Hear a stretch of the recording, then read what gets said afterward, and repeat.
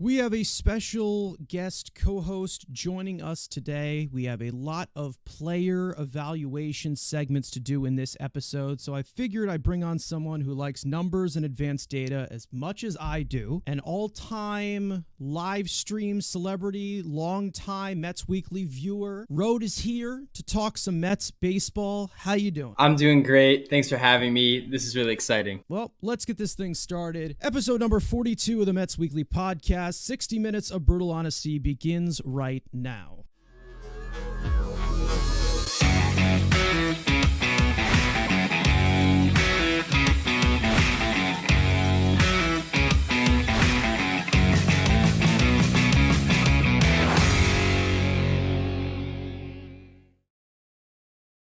So as for your usual house cleaning, make sure to subscribe to the Mets Weekly channel if you have not already for the premiere of this very podcast every single Tuesday at 4 o'clock Eastern Time. Also turn on post notifications to not miss our month-long 30 projections in 30 days series where we are discussing a Mets player on the Mets 40-man roster every day leading up to opening day and how we feel about them going into the 2024 season. Follow us on Twitter, TikTok, as well as all of our individual links that are in the description. So, as for Mets baseball, we have seen about a week of it. We've seen a lot of young players make their spring debuts. Not too much has happened. There's been a lot of players we haven't seen yet. There's nothing too much I would stick on to or be overly optimistic about. But there's definitely things to take away from it. Just want to jump in right now to everything that's been going on in Mets land. Let's go actually into a off-season-ish topic that has kind of been floating around with recent injuries to the starting pitching going into opening day. The Mets have continued to be connected with the free agent market, and according to Will Salmon, the Mets have reportedly checked in on right-handed pitcher Megill Lorenzen. Lorenzen is 32 years old and coming off an All-Star Select 2023,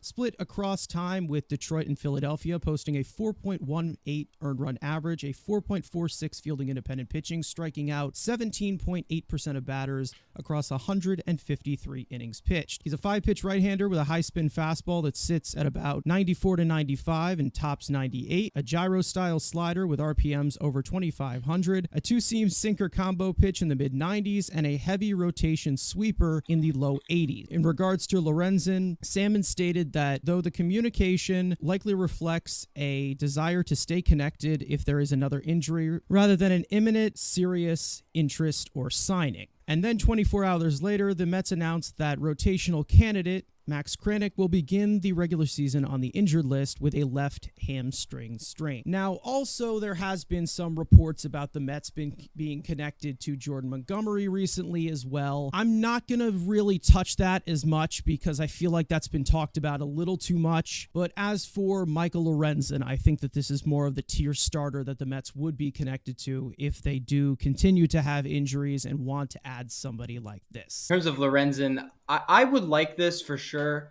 What I like the Mets have done this offseason, if anything, is not to panic. Like, obviously, we missed out on Yamamoto, which is heartbreaking. But regardless, whether we got Yamamoto or not, we had to add starting pitching depth, and that's what this move would be. He's not an ace. He's not a frontline guy.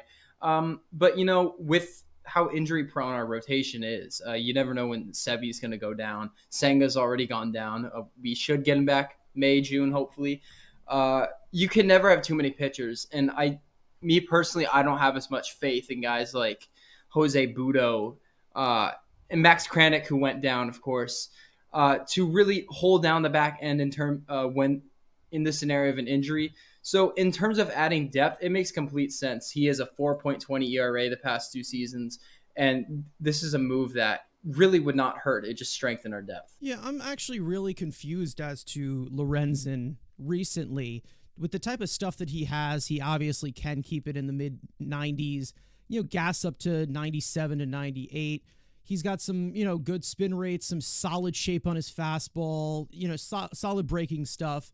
I'm really confused as to how he doesn't get as much strikeouts, to be honest. I don't really understand that. I don't know if it's a location issue. I don't know if you know as to why, but I have tried to figure that out, and I'm not really sure as to why he does not get as much strikeouts as he does, because the guy has some decent profile stuff with the tools that he does have as a pitcher of the stature that he's been able to obviously show. I just feel like there just would be more strikeout dominance, but there just isn't with Michael Lorenzen. I don't get it with him. Yeah, he's never been a heavy strikeout guy. I mean, he used to be a reliever, and even then he was like a below average strikeout pitcher. Yeah. If I'm going to crack down on it, I think while he has the velocity, his extension is only in the 8th percentile. Like, you are right, his stuff is fairly good. Especially on his breaking pitches, and his fastball shape is nothing special. But with a few mechanical changes, you could definitely see the strikeout potential here. The vertical approach angle, which for y'all who don't know what that is basically just the angle that the ball is traveling at the plate across home plate at. And the lower that angle is, usually the more swing and miss that happens. So if I'm Justin Verlander, he's pitching the ball from a high release point. So the ball crosses home plate at a much more kind of downward angle, which tends to find bats more.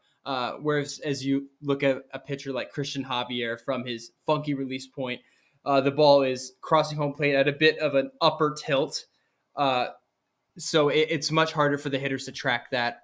And Lorenzen grades out as about like a lower vertical approach angle, like I said, is better. And so Lorenzen has a pretty downward angle. The angle of his fastball drops into the hitter's bat a little bit more than average. So that could be another aspect. I'm going to tell you, obviously, there's a certain pitcher that we all know and love and have tracked for a long time between you and me, obviously, Tyler Megill, where, he had like that whole adjustment where they tried to turn him into this vertical pitcher, and they kind of turned him into like a guy who looks like he's trying to throw a sinker, but not. Like, that's kind of how I kind of saw it, where they kind of put him over the top, extra drop on his fastball, and then he was throwing 93, 94, and it basically was just catching the barrel of the bat, giving up a lot of hard contact. He was not able to get through, 3 innings or 4 innings consistently, and that's kind of what happened with him last year, but we'll get into him later. As for Michael Lorenzen, I think that this is like one of those solid upside,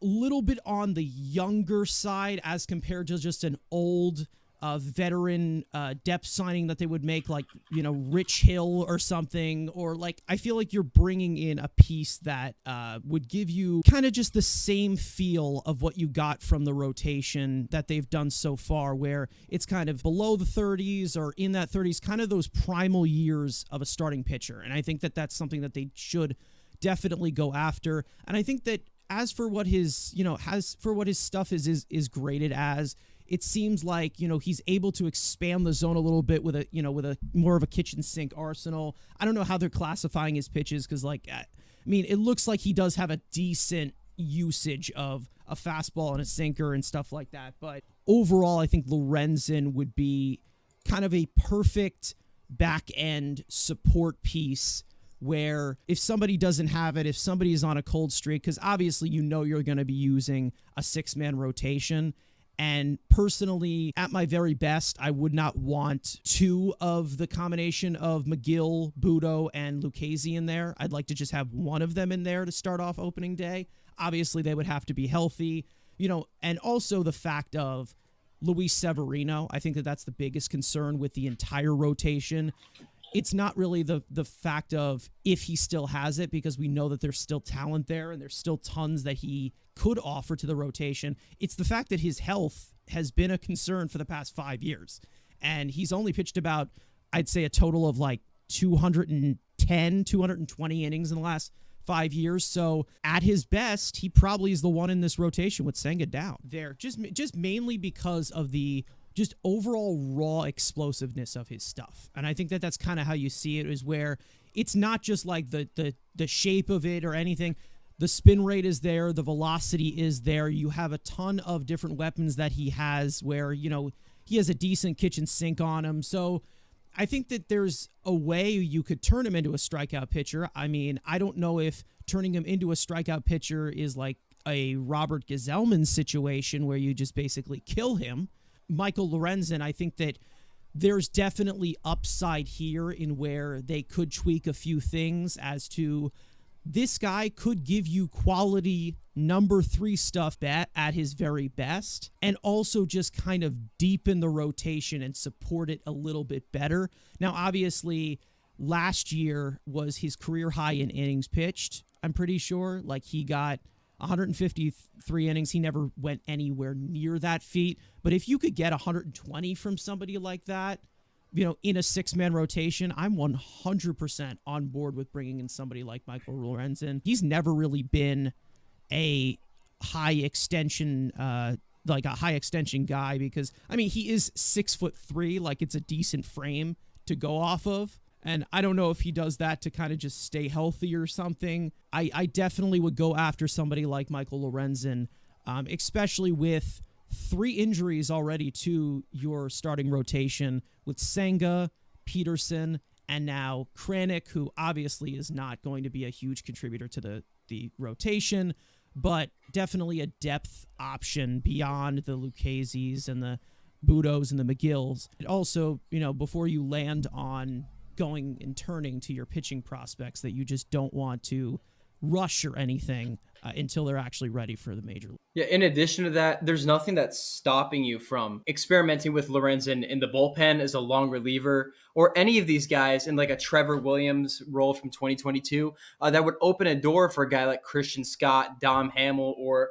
Mike Vassell to make starts in the majors. So really, there's unlimited possibilities here. You're not necessarily blocking off a rotation spot from young guys who you want to see pitch, because these guys, especially Lorenzen and Manaea, they've pitched in tons of different environments and situations. So I think I'm totally on board. Now I want to kind of flip to more about the rotation, which is the guys that we do have, where 2 key offseason additions made their spring debuts this week for the Mets. On Friday afternoon, Luis Severino started against the Cardinals, going 2 innings pitched, 0 hits, 0 earned runs, 0 walks, a strikeout. On 30 pitches, Severino's fastball sat at 95 to 96 and topped 98 miles an hour, while surprisingly prioritizing his sinker and registering 3 total whiffs and 4 chases. And following on Saturday, Sean Manaea started against the Marlins after a rough first inning, settled in going 2 2/3, 7 hits, 3 earned runs, 0 walks, 3 strikeouts on 56 pitches. Manaea's fastball sat at 92 to 94 and topped 96 miles an hour, showcasing his new sweeper at 9% usage, registering 8 total whiffs and 9 chases. Both pitchers are expected to be in the Mets' opening day starting rotation after Severino signed a 1-year, $13 million contract with the Mets, and as for Manaea, signing a 2-year, $28 million deal with a player option for 2025. With the injury to the staff's ace, Kodai Senga, the Mets will be looking to Severino and Manaea to do most of the heavy lifting before his return to the rotation. I guess we'll start with Severino because he did pitch first. What did you like from Severino's debut? Prioritizing the sinker, which is a little bit different as compared to his career repertoire. I was encouraged by Severino. My view on Severino has always been, I'm not worried about the performance. I'm worried about the health. In terms of like Severino, like even last year where his stuff did decline a little bit, in terms of velocity, all was the same, but he did lose a couple inches of rise on his fastball, which is the difference between inducing a pop-up or a whiff or a barrel, which is really important. But regardless, if the Mets really do believe he was tipping pitches, then this should be, from a performance scale, a relatively easy fix. When it comes to the health, that's completely different. I know they've been trying to adjust his sleep schedule. Even if Sevy's rise on his fastball doesn't get to the point where it was 2 years ago, he still has a great fastball regardless because of the velocity. And really, I'm just worried about the health. It's the health concern. It always will be with Severino. And I'm not going to lie. I mean, I was a little bit a little bit flustered after that first start where I was like, okay, is there going to be a call of discomfort the next day? Are we going to, maybe slow things down? But we haven't heard anything yet. You hope that that's it. Like if you're superstitious, knock on wood, hopefully, he can stay healthy and just continue to give you that quality. Because when he is healthy, he is a great starting pitcher. And at his very best, which was obviously not last year, he is a frontline starting pitcher. And it stinks that you have to rely on this guy to stay healthy, possibly give you that frontline stuff for like the first month of the season with Kodai Senga out. I think that, in terms of the investment of when he was brought in, it's obviously the low risk, high reward. He's obviously being pushed into a larger role now, starting at the beginning of the season. But I think that all things considered, with the upside, I personally, I've already said this. I said this in our projection video. Severino, there is no real cause for concern for his performance. I think that when you look at the health and him kind of pitching at full force or max effort or whatever, as for the first start in spring, I think that he showed quality. I guess that he could give you in a first start before being fully stretched out. We saw him dial it up a little bit into at the end there, 98 mile an hour fastball to get his only strikeout. So he was contact managing fairly well, and the secondary stuff looked pretty good, prioritizing the sinker a little bit. We did not see the cutter at all, which was a little odd because I'm pretty sure that was a plus pitch for him last year. I think Savant may have misjudged or miscalculated That's always been a really good pitch for him, so it was very odd. I don't know if it was just not registered on StatCast or whatever, because it does not really look like anything is reading to that characteristic for what he had in his first spring start, which is kind of odd. He threw one, I think.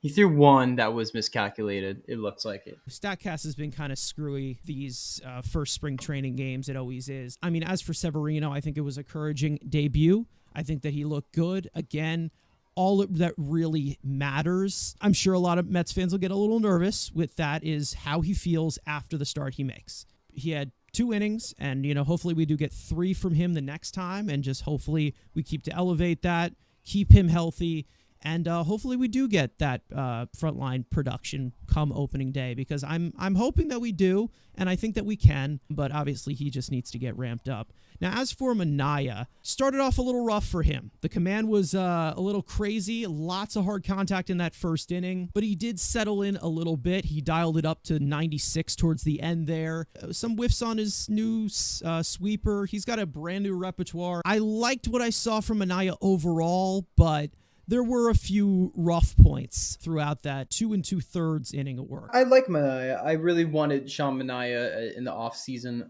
because I think he showed a lot of encouraging signs. His new sweeper is a really good pitch. It's the first start of spring training. I really would not get too caught up with results, regardless, good or bad, for a pitcher. And I think, a lot of the velo that he did, the velo jump that we saw last year, a lot of it did, by and large, sustain. He just cut off his entire hair, so we'll see. Maybe he'll go on a Jacob deGrom arc, start throwing 100. I hope so. But besides that, he threw less sweepers than I expected him to. I don't know if why. I'm pretty sure he threw more sweepers than his normal slider in general towards the end of last year. But, we still saw a lot of those, and I'm just looking for these guys to be healthy. And I think Sean Manaea is going to be a solid back end, middle of the rotation guy for us.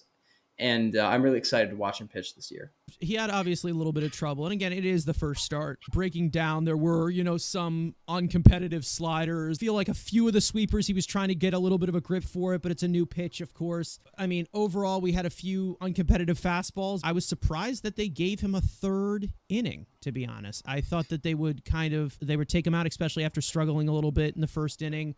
But they got the pitch count up to 56 for him, which was kind of a little weird to me because I thought that they would kind of slow it down a little bit with him kind of gradually coming from bullpen appearances from last year in San Francisco, kind of splitting it up a little bit with, I think it was like 27 appearances out of the bullpen. He definitely went a decent amount of length as compared to what I was expecting, to be honest. Yeah, I think at the point of spring that we are at right now, and there's nothing to really be discouraged by. Sean Manaea, his stuff was really pretty relative to last year. Same with Severino, who as I stated before, I think he has, another level or a slight level up from last year that he can reach. And the fact that they're both at these spots a month before the season, I think we're in a good spot with these guys.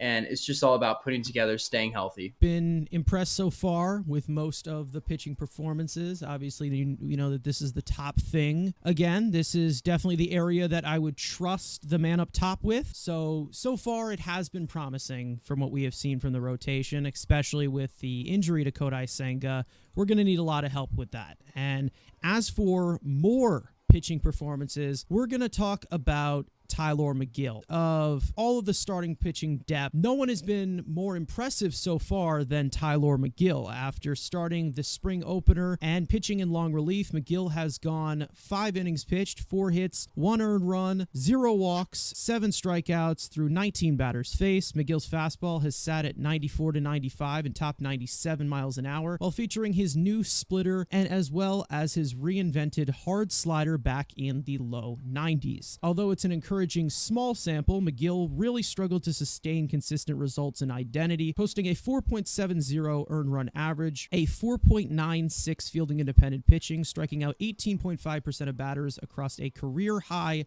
126.1 innings pitched and 25 starts. In terms of workload and max effort, Megill stated that he worked on tweaking his mechanics to try and make sure to sustain his velocity in game. In regards to his new splitter and adding it to his official arsenal, Megill explained that he got a lot of reps with it. It's working well. It's good to get feedback from hitters and swinging reactions, and I'm excited to continue to throw it in live games. Megill will be entering a 28-year-old season, hoping to continue his promising play to earn a prominent spot in the Mets opening day rotation come late March. I've always been really intrigued by Tylor Megill. I used to be a really big fan of him, and I'm still a fan of him, and he's giving me more reason to believe in him as of late. I'm really happy that he is throwing a harder slider again, because that pitch and his fastball last year, they just would not tunnel. He would get no chases with that arsenal, and especially with his if he has his new splitter with his new kind of gyro slider, I think from an arsenal standpoint, Megill is in a really good spot. It's also about staying healthy, and he has the potential to be an electric starting pitcher. He always has, but it's always felt like a roller coaster with him, from the height of his release point to the shape of his fastball to all the different kinds of sliders he wants to throw, whether he's going to start or be in the bullpen. It's just been all over the place, but I'm really happy to hear about his new mechanics. And I do think there's for sure a way he could be a huge part of our rotation this year. I'm not going to get overly optimistic because he has looked this good before in the beginning of 2022. Then he has. That's the thing. Yeah.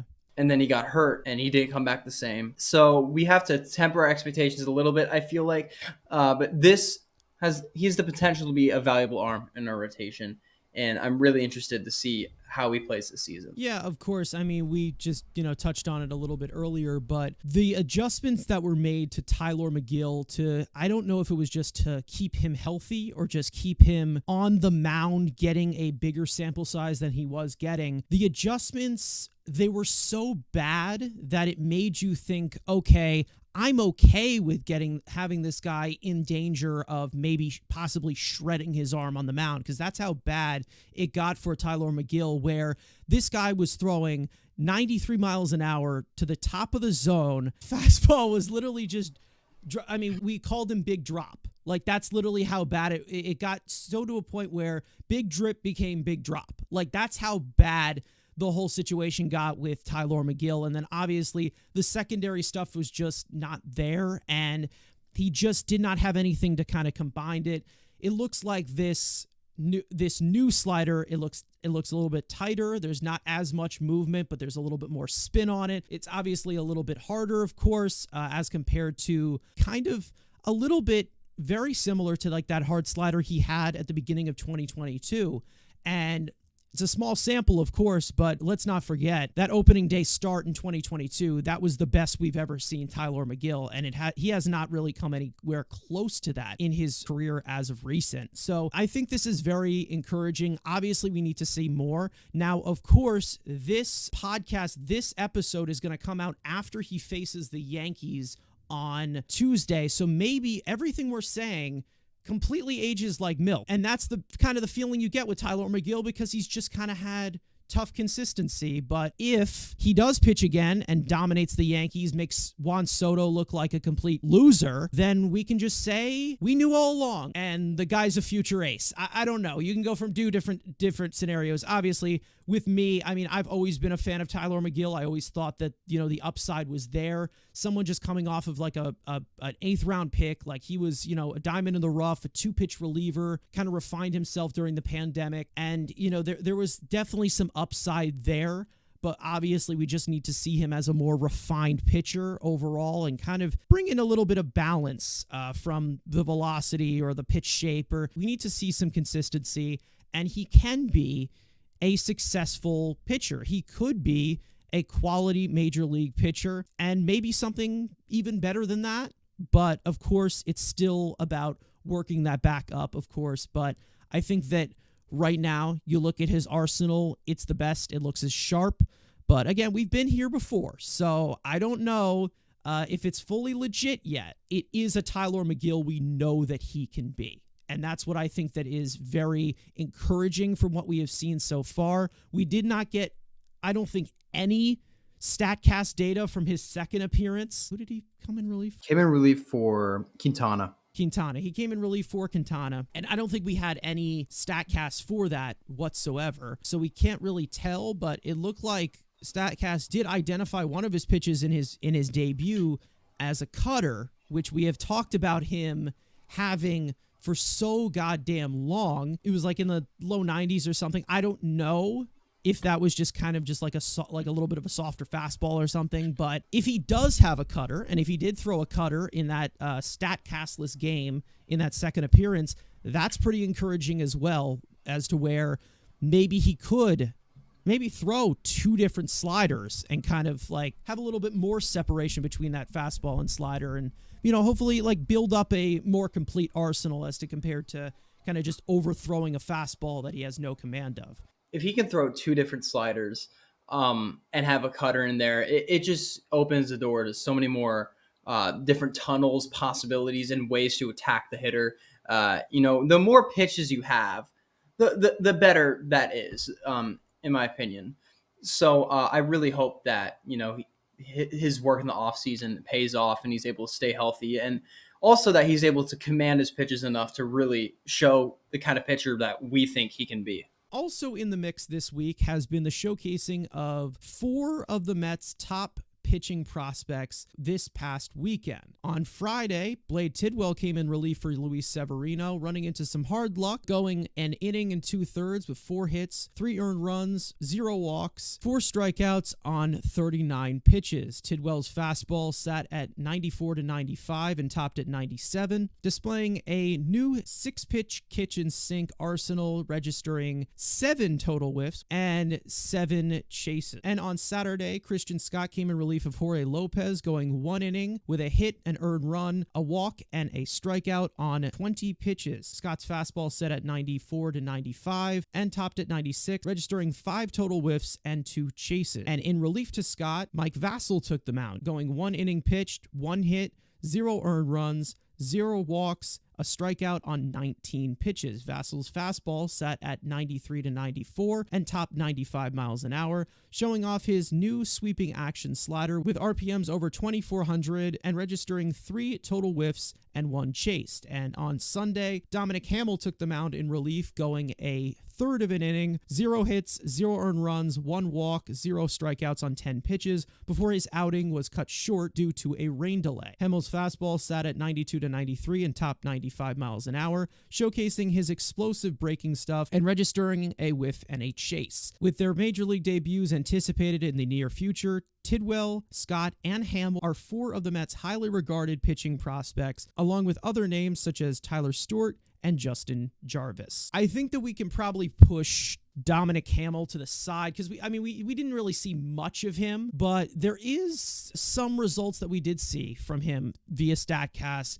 via some pitch grading that I think was pretty interesting. As for the stuff plus scale, obviously that's something that we like to look at, with overall projecting for starters. We saw a fairly fairly above average results from Dominic Hamill. Now mainly for just 10 pitches, his curveball and his fastball both at 110, which is like a near elite level, a 102 graded cutter. We also had his slider as well. I mean, he has a good selection of pitches, and I think that one of the main problems with him is the stuff is fantastic. The control is an issue. The command can be a little bit spotty at times, but I'd say that the control is definitely a problem with him, and that's probably something that could keep him from being a starter in the major leagues. But at this current moment, pretty good in the 10 pitches that we saw. There's been a big narrative that the Mets have no pitching prospects. And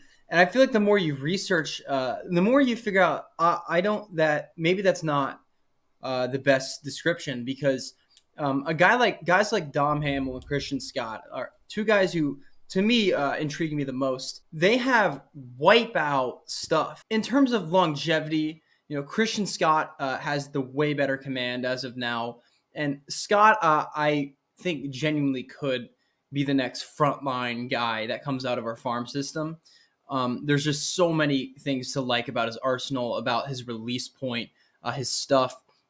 But with Dom Hamill, he has really, if he pans out, he'll have one of the nastiest fastballs of any starting pitcher, to be quite frank. Like, he might not top out as at high velocity, but in a similar way to Christian Javier, his fastball has unbelievable rise.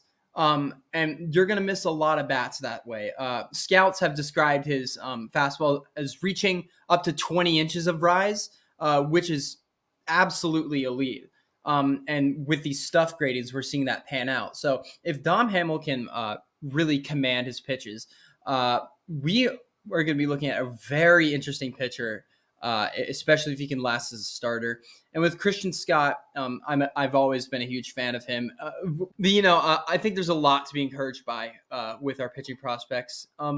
That being said, I would have liked to see more out of Blade Tidwell. I feel like the big overarching consensus by scouts is that he's has a great arsenal, that he is electric stuff. The early results that came out from his spring debut, regardless of the results, showed that Tidwell actually had fairly below average stuff. And yeah, it was weird, very odd. Yeah, and it was pretty clear that his release point was really high, but he wasn't getting much rise out of that release point, which is why a lot of people opt for that really high release point, like Justin Verlander, who gets unbelievable rise on his fastball still to this day. Blade Tidwell was not getting that. I think I might have to temper my expectations for his upside as a starter. I'm not writing him off in any way. I still think he has a deep arsenal. He still for sure could become a back-end guy. But I'm not sure I'm convinced yet that he has that frontline potential that when he was drafted, a lot of us thought he did, because if you remember, he was drafted in the second round, I think, and the consensus was that he was a first-round talent with injury history. So, it's going to be very interesting to see how Blade Tidwell progresses. But I think if we're looking for the next Mets ace, I feel like Christian Scott is definitely the most likely one, and not too far behind him. I feel like Dom Hamill has some pretty good potential to be an important rotation piece. As for all four of these guys that were featured, whether it's Hamill or Vassell or Tidwell or Christian Scott, all of them throughout their years in the Mets system, they've been here for a couple of years now. I think Tidwell had his first full year last year. They all have gotten better, and they've continued to progress through the minor leagues. All of them, I believe, have all made it to Double-A, which is, I think that mainly you're looking at, maybe a year or two in that range for all four of them, some before others. The main impression I always got from Blade Tidwell was he's always wild. He's always wild. He's all over the place, but he has electric stuff. I kind of see it with how electric the breaking stuff is. The fastball is a little odd for me because I think that it has some life to it, but then there's also some really uncompetitive ones that he just, I don't even know if he can like tunnel those things through the zone at all. And it's very odd for me because he is an explosive arm. There's a lot of uncompetitive pitches there with him where it gets you a little bit concerned. I mean, I always compare him to like a young Michael Kopech as to where before the velocity jump, obviously, but like he just has some of these uncompetitive pitches. Sometimes they don't get to the zone. Sometimes the pitch sequencing is just off, but the explosiveness is definitely there from top to bottom, from fastball all the way down to curveball. And he definitely was able to put that on display, obviously, giving you 39 pitches, 16 fastballs, 7 sliders, 5 changeups, 4 cutters, 4 sinkers, and then he also gave you 3 curveballs. So the depth is there, but you just kind of need to, I don't know if it's just be patient or like you just expect like him to be kind of a late bloomer or something. The overall consistency, we still do need to see it. But we have definitely seen him go length, which is really impressive throughout his minor league season last year. As compared to Hamill and Vassell and sometimes Scott, he was going deeper into games, Tidwell, which was pretty impressive as compared to all the other guys who we've had through the system this year. If you want to add Vassell, because Vassell is such a... I think it's pretty well established that his ceiling is a 5. Yeah, and of course. He's going to be one of these back-end depth guys that any team would love to have. But, in terms of like analyzing, pitching prospects, he isn't a guy who's going to jump off the page. But, back to Tidwell, like there are guys who have like below average stuff grades, but still manage to get strikeouts. A guy like Shane Bieber, especially in his peak. So Blade Tidwell still generated a lot of strikeouts in Double-A. He has, which is against a really good talent. And so maybe also it was the first start of spring training, his first live action against opposing batters. So there could be a lot of room to grow there. But I would like to see more from a stuff perspective from Blade Tidwell. So I'm not closing the door on him at all. I got to see Tidwell live when he was in Brooklyn. I definitely saw, let's say, there was some wildness there. But I would say that the wipeout slider was there. He was, mowing down hitters with that wipeout slider, but there were definitely some uncompetitive pitches. So I think that there is a little bit of a consistency route to it. But again, there is still a ceiling for him. Again, pitchers are a lot different. He may be 23 as of right now, but there's a possibility that maybe he does not hit that stride until 28, 29. Like there is a possibility where that happens because I think that the stuff's there. I think that it's definitely there. It's just basically just applying it to be a consistent starter that is continued to elude him a little bit, but still gets those swings and misses where he can go deep into games, which is very impressive. Now, as for Christian Scott, I think we can rave about this guy a little bit more. Comparing him to the trajectory of like some of these major league pitchers, the shape is there, or, maybe if there is some trouble like going distance in the games and then he finally hits that stride. We've talked about the comparison of Zach Wheeler before to Christian Scott. I think that there's a solid comparison still there to him and Zach Wheeler, which is very encouraging because I'm pretty sure Zach Wheeler at one point in his younger stages of his career, he was getting some decent comparisons to Garrett Cole. So, that is quite a ladder to look at with Christian Scott. Now, again, we still need to see a little bit more from him, but I think that it was a encouraging outing for him. And, the season last year that he had, dominant. Near dominant. The man was robotic. Just mowing down hitters, walking no one. In his debut, he had ones across the board. But again, that was, he was very impressive last year, basically coming out of nowhere. He's going to start off in AAA. So again, like Stearns has said, phone call away. But I think that he's going to get his footing. I think you'll get his debut this year. I do think that you will see him debut, maybe a little bit later, maybe when they're out of the race or whatever, in a little bit more of a fluctuated hitting environment, such as AAA, which is very hard to judge. But if we get a decent sample there, we'll see kind of what we're going to maybe get at the major league level with Christian Scott. I think a really good comp for Christian Scott. I'm not saying he's going to be as good as this guy, but this is a guy he has admired his whole career, and that's Max Scherzer. His fastball profiles very similar to Max Scherzer's, but Scott actually, like I was talking about, his vertical approach angle is a lot better. It's a lot better and is going to generate more whiffs. I love his slot in general, Scott. Yeah. Like, I just love it. Yeah. I love the angle he comes from. Yeah. But Max Scherzer genuinely has a lot of similarities to Christian Scott, and that's a pitcher that he's modeled his game over. They both throw from a really interesting slot.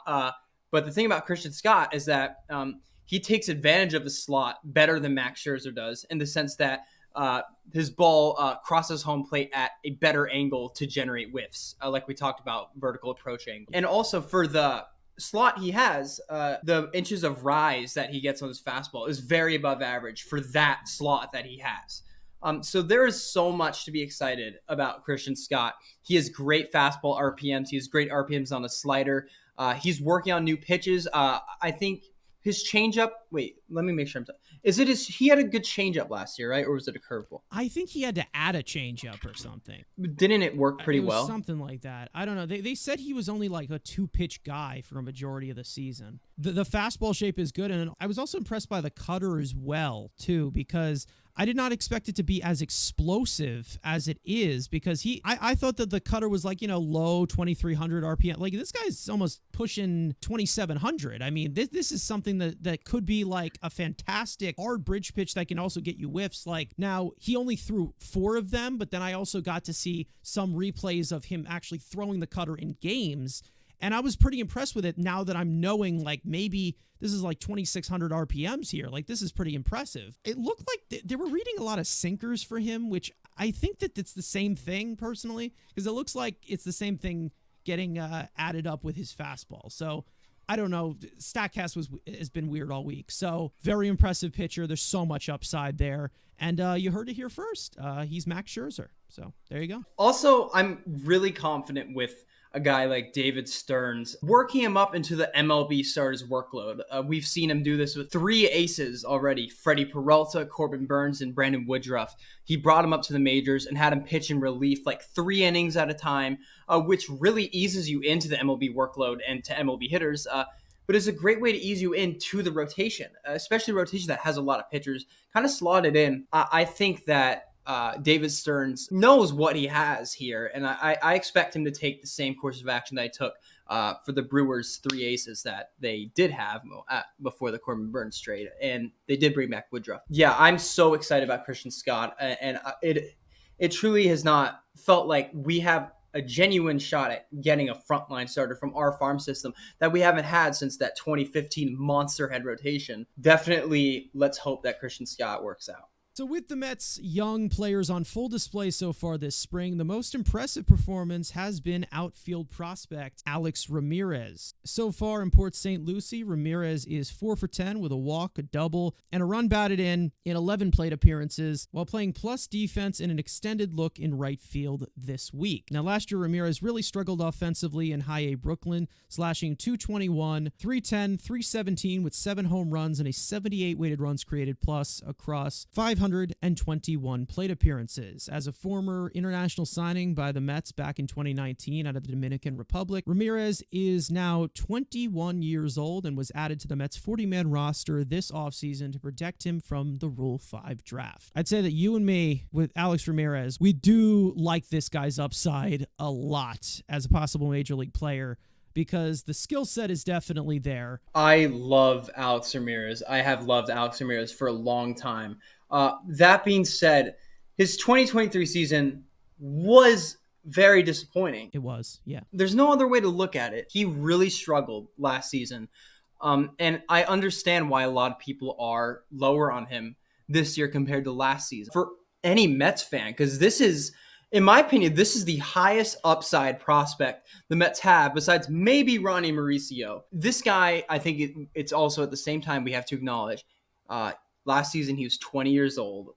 We have seen tons of good major league players struggle at early ages in their minor league career. The tools this guy has, he has not grown into his frame whatsoever. And he still has incredibly above average raw power numbers. His bat speed is incredible. He's a good defender. He can steal bases. So I'm still going to go with the view that this is one of our best prospects. And I'm happy David Stearns protected him. And that gives me confidence that our president of baseball operations is also confident in Alex Ramirez. And I really like what I'm seeing during spring.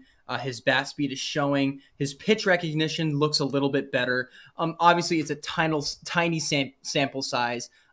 If he does get relegated to Double-A, I would just be looking to see him just stay competitive. I'm not looking for some crazy stats because he's still very young. He has not grown into his frame. He has a lot of room to grow.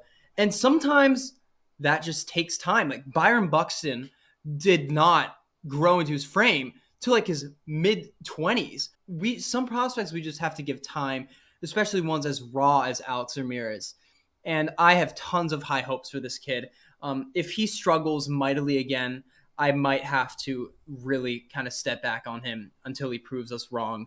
And so this is a huge year for Alex Ramirez, but I have so many reasons to be excited about this kid's upside. He's 21. I think Alex Ramirez is going to prove people wrong this year. Yeah, I think on the scouting report, like initially from when he was signed, when he was like 17 years old in 2019 or 16 years old, there always was a scouting report that he's a huge free swinger. The swing decisions are just horrid, but he has great pull power upside. Last year, wasn't chasing as much. We didn't see as much chasing. The walks were a little bit up as well. Mainly the problem was kind of consistency against high velocity and kind of just making more contact as compared to, just swinging for the fences. Or I think the pitch recognition was a little bit better, but like just against high velocity last year, he was not catching up to any of that. And I got to see him live a little bit. There was a lot of swing and miss at some fastballs. Like there was a lot of swinging. But he did have some of those instances where he was pulling some good stuff down the line and he was showing off the tools and, defensively he looked fantastic. So there's a lot of upside in every single tool measurable for Alex Ramirez. And I think that David Stearns has definitely seen that. And I think the fact that he did add him to his 40-man roster to protect him from the Rule 5 draft after having such a terrible year as compared to what he was expected to be, it speaks a lot. It really does speak a lot. When you look at how Stearns looks at it in terms of pure tools and pure projection of what they will be at their best and what they will be at their worst, it says a lot that he added Alex Ramirez to the 40-man roster. And I think that I hope that boosts a little bit of confidence in the kid going forward. And, 21 years old, still young, and we'll see what he does. The upside is immense with Alex Ramirez to just give up on him as of right now. It's been tough. Let's not be real. It's been tough, but I'm hoping that maybe we do have a little bit of a path of Ronnie Mauricio where he kind of grows into his own, 22-year-old season or 23-year-old season, and maybe we start to see the real player that he is expected to be. Yeah, for sure. I mean, this is such a raw prospect, even right now, even during spring training. And he has showcased all the tools of a star outfielder. I agree. It is incredibly too early to write him off or trade him in some just throwaway deal. To me, he is still one of our best prospects. And I have tons there. I'm holding on to hope that he will showcase the kind of player he can be. He was only 20 years old last year. He was only 20, and he's incredibly raw. Obviously, we do need to see it, of course. It looks like he added a little bit of muscle, but there's still a frame he's got to grow into. We're hoping that there's an arc of Ronnie Mauricio there where maybe you see him a little bit bigger. Obviously, not compared to Ronnie because Ronnie's a freaking giant, but it's a 6'3" frame. At what he was like last year, 170, I think that there's a little bit more strength to be built up there, a little bit more muscle to be added there. And I think that just overall, eventually, we're going to start seeing this guy consistently pulling some fly balls, pulling some line drives, and you could see a 20 home run season in a full minor league season if he fully pans out well. And I think that that's something that we really do need to look out for. And I think that with all these prospects that were traded over to the Mets, he's kind of just been completely forgotten, especially with guys like Drew Gilbert. Jet Williams has taken a big spotlight last year. Luis Angel Cuna's here. So he's kind of flowing under the radar a little bit. So I think that right now he's at the lowest value. With him being so young, there's only one way to go but up with him. And that's what I think that is good. And I think that Stearns really sees that as well. I saw him in real life, and he is a skinny twig. Yeah, no, man, he needs to. He's a twig. Yeah. But like I said, dude, Buxton was a twig for so long, and he was a top prospect for a long time, and he was just a noodle in the majors until he really grew into his frame, tapped into his tools.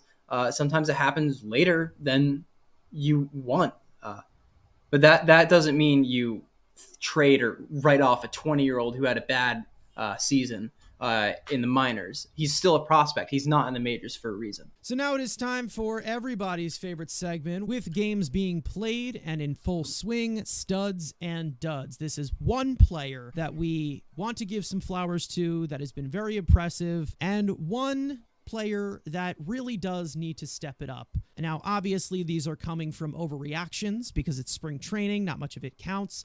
But this is more of a results-based segment. So taking it with a grain of salt, of course, I'm going to give it to Tyler Megill because I really have been impressed so far. Obviously, still too early. We talked about him earlier. Overall, we know what he can be. And the fact that we have seen it so far, a little glimpse of it, and, it's just been so important for the pitching, especially in the major league level, at the top level, to be solid because of the injury of Kodai Senga. And I think that is really something that we really need to look out for, whether it's Megill or Budo or Lucchesi or Manaea, Severino. I mean, we're going to need quite a workload to fill in that Senga workload. I'm going to go with Megill as well, but to add on to that, I think Nate Lavender deserves a lot of respect right now. Obviously, he's a low 90s guy. But like we've been talking about, he has a really interesting slot. He kind of had a release slot, and he has that Nestor Cortez kind of deception, which really is effective. A lot of people, I feel like, overlook that. It really can be effective. And he had incredible strikeout numbers in the minors. I was confused as to why he did, but I kind of get it now. There's some deception there, which is pretty nice. I like it. Yeah, and the fact that I had no clue who this guy was 2 weeks ago. So I really think that he could be a good piece for us. I really hope he can. He was one of my studs last week. I had two studs, and because I was here alone, so I had two studs. He was one of my studs last week, but it still holds up. I mean, he's been pretty impressive so far. So another guy I obviously want to just do as an honorable mention, Trace Thompson, has been pretty good. I do like the hitting profile a little bit. There's been a lot of scouts that have talked about how maybe he is like a everyday major league player. He just hasn't gotten the chance yet. Where he was the Dodgers main mostly, and you're not cracking that outfield for where the Dodgers are as of right now as a team. So far we're seeing a little bit of what we're seeing with Trace Thompson is possibly real, because this guy can barrel up the ball pretty well. Some pitch recognition, loves to swing. I like it. Maybe he does crack this opening day roster, because I would like to have two outfielders on here with the injury concerns to Marte and Bader and even Nimmo. He's a good outfield defender as well. So he could be the perfect fourth outfielder type guy. There's a lot of swing and miss in there, but I'm intrigued by his hitting profile. For sure, I agree with you. So let's hear your dud. Carson. Let's go. It's not as surprising. I'm going to actually just go with Jose Quintana, because I just did not think that he had it. Now, we did not get much StatCast data with that, but I will say he was losing the strike zone a little bit more than he does as compared to, his typical outing where he's got near pinpoint command. When he doesn't have that strike zone, yikes. That is a pitcher throwing, 89, 90 miles an hour at the top of the zone. And that's a lot of hard contact. So obviously, first start, I'm not concerned about Jose Quintana. He's been able to give that consistency, back in consistency. I'm not worried about it, but definitely was not a good outing. One of my duds is actually going to be Mark Vientos.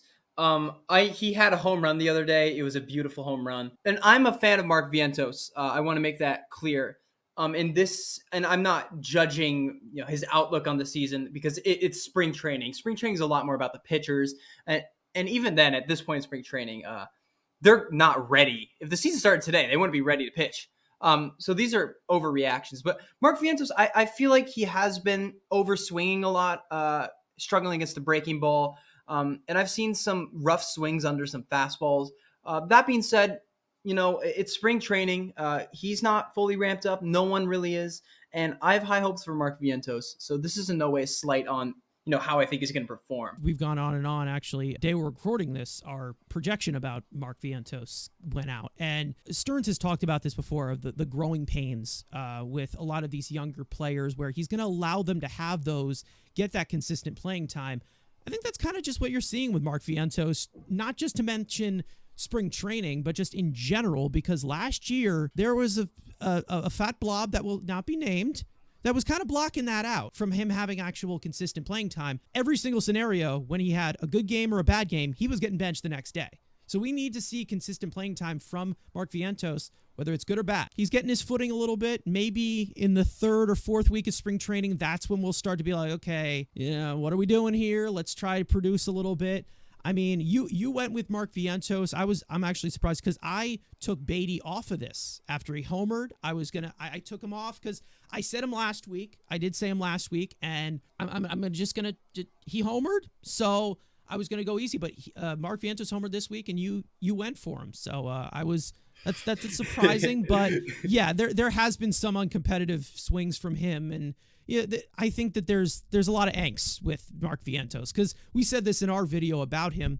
There's a lot of pressure on the kid. There really is a lot of pressure on the kid this year. In regards to Brett Beatty, I'm happy you took him off your list. So obviously we've both been very critical of Brett Beatty. Through all that, I have been really encouraged with his off-season workload. It seems he really made a lot of mechanical changes to his swing, which honestly would have really, if he's able to perfect these mechanics, they really would help him be a good hitter. And the reason I didn't put him on my list personally is because when you're messing with such new swing mechanics, especially during spring training, which is where a lot of this is about, it could take a minute to really tap into the new mechanics, the new swing, and to really get a feel for it. So I'm going to give Brett Beatty, I'm going to give him a chance. I'm definitely going to give him a chance. I have not been encouraged by what I've seen at the major league level. And I'm not necessarily expecting him to be a big piece for us. I think there's just a lot of really just concerning things about his hitting profile. But at least he's putting in the work and he's trying to actively make adjustments. And so for that reason, I'm going to give him a chance.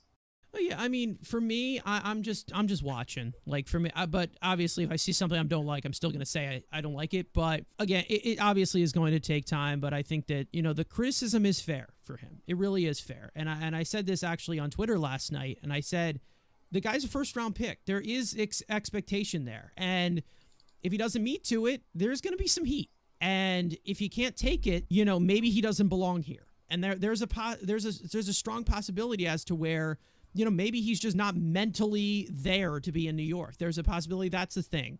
Or maybe he just flat out sucks. Who knows? I don't know. It's definitely, I'm just really happy that he is actively trying to make the changes that would really help him hit well.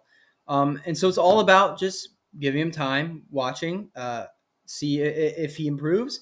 And if not, we can move on from him or see if Mark Vientos is playing well, give him more reps at third. Jeff McNeil can move over to third.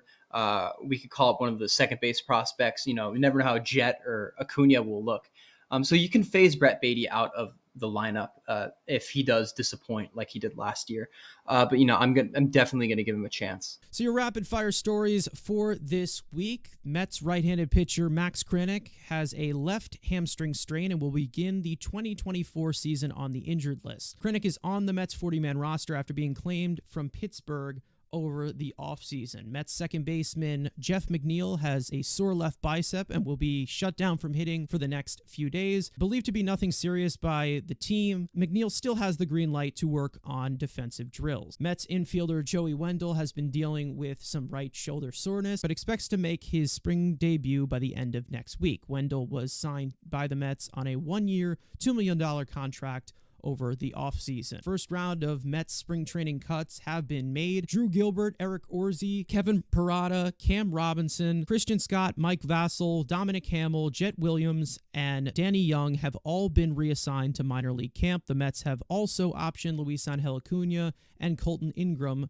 to AAA Syracuse. The Mets have signed right-handed pitcher John Duplantier to a minor league contract. Duplantier is 29 years old and spent last season in the Phillies organization and has not pitched in the majors since 2021. Mets closer Edwin Diaz is expected to make his spring debut in about a week. Diaz is returning after missing the entire 2023 season with a torn patellar tendon in his right knee that he suffered during a celebration in the World Baseball Classic for Team Puerto Rico. Former Mets manager Terry Collins has announced his brand new podcast named The Terry Collins Show. Collins will be answering fan questions, interviewing ex-players and managers, as well as umpires, and it will be available to watch on YouTube and listen on all audio platforms. Parting words for episode number 42. I believe Mo Vaughn was the last to wear that. That is not a good contract that you want to put into Mets fans' minds. Yeah, Carson, I just want to thank you for inviting me onto the show. It's an honor. Above all, I'm just excited to have a Mets season where we don't have all these expectations down our throats. This is going to be a year where we can really just analyze our young players, just try to have fun. And I think there's a decent team in this roster. So let's just hope that we can just have fun and watch the team that we love. Yeah, I mean, just adding on to that, the upside is there. And there is a pivot if it goes wrong. You're going to have to enforce a little bit of patience to have that sustainable success. And that's kind of what we're seeing as to we see the good and we see the bad. Obviously, the first week of spring training, but it's great to have baseball back. Also, I feel bad for Dominic Hamill for the fact that the rain delay just came in because, a lot of people wanted to see him pitch. He wanted to go out there. I know that they had a few interviews with him and he really wanted to go out there. So it sucks that he only got 10 pitches in, but hopefully we see a little bit more of him down the stretch of the season. And once again, these roster cuts that they made, you're still going to see a little bit more of them throughout spring training. They're just not going to make the opening day roster as we all expected. Thank you to Rhode for coming on the podcast for episode number 42. Also, make sure to put on those post notifications to not miss 30 projections in 30 days. Every single day leading up to opening day, we will have a video about a specific Mets player on the 40-man roster, give our thoughts going into the 2024 season, and then I also give my projections as well for those players. So we'll see you guys next time. As per usual, let's go Mets. Peace out.